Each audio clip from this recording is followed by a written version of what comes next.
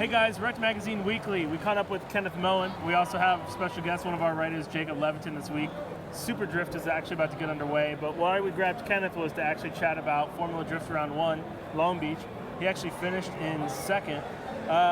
First, I guess real quick, Kenneth, tell us what's going on with the S14 compared to, last year you had the Z, but that Z had been drifted a lot. Yeah. What's going on with the S14 for you? Well, the S14 we put on like the parts we know are good. So we have good suspension, we have ice fab to get a lot of steering angle, and we have like grippy tires, so they are really good. And the S14 is an easy chassis. So.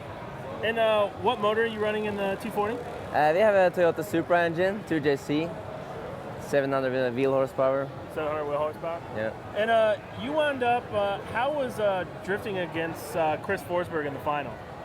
It was hard because the car was heating up a lot and the intercooler was super warm. So we struggled a little bit with horsepower. So yeah. Excellent. And one interesting thing, you actually missed your first qualifying run. Yeah. And you only got one qualifying run and then put out like a 93, I think, right? It was up there. What was that like, not having the first qualifying run, having to rely on only one run? It's bad because normally I try to do a safe one first and then go for it the second, but I just have to like do something between there. Not too crazy and not like too safe, so yeah, it worked out though. In the off season, you connected with Achilles tires. You were working with Falcon before. How did you get connected with Achilles? I know you've been working with the Bridges team for an event now, but you had a relationship with them or were talking to them in the off season. How did that come together? The last event in Irvindale, Lutz didn't bring my car and they didn't answer the phone call, so... That's right, you borrowed the S13 from Bridges. S13 and yeah, start talking. And, yeah, so this car is very different. Your Z was about 450, 500 horsepower, very different wheelbase. This is 700 horsepower-ish. Yeah. You have a lot more race car parts, sequential transmission, Yeah. quick change rear end. Does this car feel like it's that much better than the Z? This car is much easier to drive and it feels better in all aspects. So Yeah, much better. we talked a little bit offline about your battle with Osbo. Yeah. You're both from Norway. Back home, you both drive Supras, Yeah, right? we did. There's a little bit of a rivalry now between the two of you. Yeah, back in Norway it's like Osbo's winning, I'm winning, so it's like always been like that. So yeah, it's cool. And you also, one of your Achilles teammates, Dean Carney, is someone you've driven with a lot in Europe. No, I haven't been driving with him in Europe. Not so much? No. Maybe give us a heads up of some drivers in Europe that might be coming over soon, following in your footsteps. Anybody that comes to mind? I know a lot of Norwegian drivers want to go over here and working with it, and a good friend of mine, I know I want to try go over next year, so yeah. Nice. And rest of the season, any tracks you're looking forward to, or tracks that you really don't want to drive with? You've driven in Atlanta before. Do you like that track? Yeah, I like that track. Looking forward to that, and it's no walls, so you don't crash the car. Yeah. Yeah. So it's kind of something you had problems with before, was hitting a lot of walls. Yeah, huh? you hit the walls all the time, so it should be fun not to straighten up the rear end of the car every time. Definitely. After the performance in Long Beach, are you guys starting to think that you could potentially kind of see through and chase down the championship this year? No, I know we like are good enough, but it's like everything needs to be perfect to do it. So I just want to like have a season with less problems, and we just have to see how it's going. I'm not thinking about too much about it. You know? Yeah. And you actually last year had a Supra in development, right? Yeah. At some point, are we ever going to see that come out, or is it just kind of something that's on hold for now? The car is for sale, actually. Oh, excellent. So, yeah. Where can you buy it? Contact you? Contact me. Perfect. So, yeah. And then last question. I saw that the old 350Z you ran at Formula Drift is actually in Estonia now. Yeah. What's it doing out in Estonia? Weissfab is making front and rear kit for it to get more steering angle and more grip. Excellent. And then are you going to drive that in Europe possibly, since it'll be over there already once it's done? Yeah, I'm not sure. I think I'm gonna drive it on Gatebil next year. Oh, awesome. So yeah, that's the plan for now, but the plan always changes. What have you been driving at Godville the last couple of years? I've been driving, I had the S13 last year, and the engine in that car is actually the same engine is in that car now. Oh, so you got some testing in. Yeah, so I tested out last year in Norway, and the year before I had the Supra, so. Excellent. Well, Kenneth, appreciate catching up with us. Thank you. Good luck here at Super Drift this weekend. Thanks Thank again. you. Hey guys, well, Kenneth Moen had to go run. They're about to go hit the track in about 20, 30 minutes here. I want to catch up and talk with Jacob on a couple topics. I actually made a post that we put up on the site. It was like 10 things I learned from Formula Drift round 1. It actually got really interesting response, a lot better than I had imagined. But one of the biggest things I think that a lot of people maybe mistranslated, misunderstood is we were talking about Takahashi. And he kind of showed up, you know, minus the few posts on our website and a couple things, there was really a little fanfare. Like, I did hear at some point that they were going to ship a car from somewhere else that was supposed to actually come, and then that wasn't going to make it, so they put the Lexus together. And it kind of showed it. It was a little shoddy. I mean, he only made, I think, 1 or 2 runs.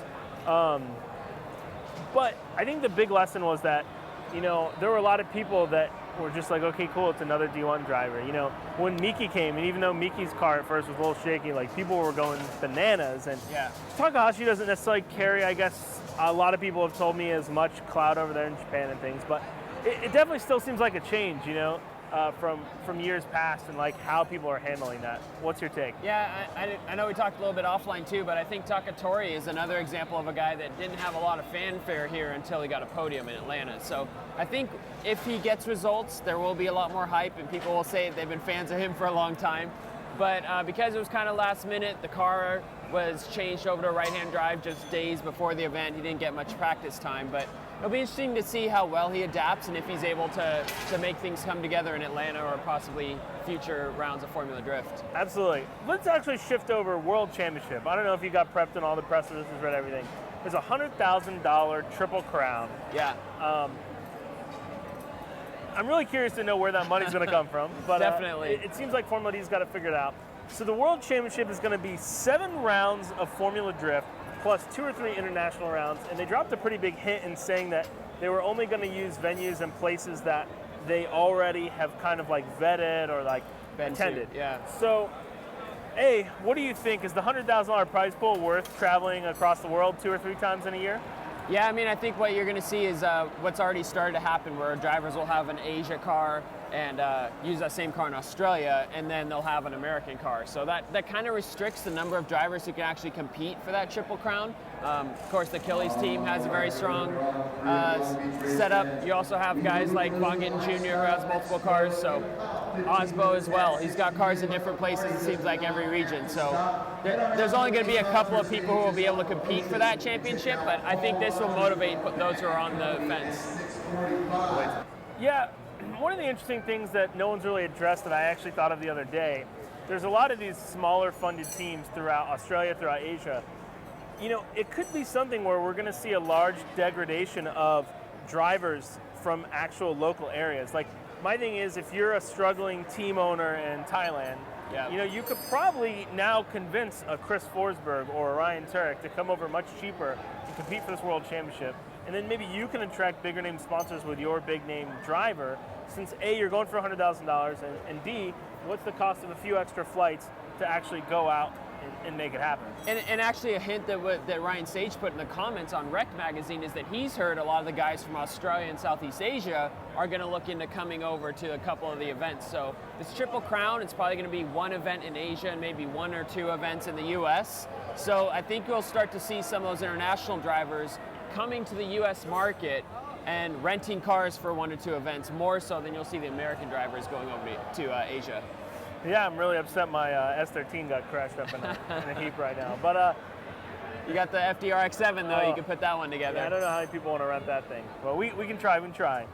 Don't tell anyone it's got a 2JZ and not a rotary in it. It's already off to a bad start. But, you know, that could be interesting as well. I guess I actually made a prediction on some of the places that I think the events would be. Yeah. I'm actually really leaning towards Saint Eustache in Montreal. The reason I say that is because Canadian drifting is another point I covered in that 10 articles, has always kind of been struggling.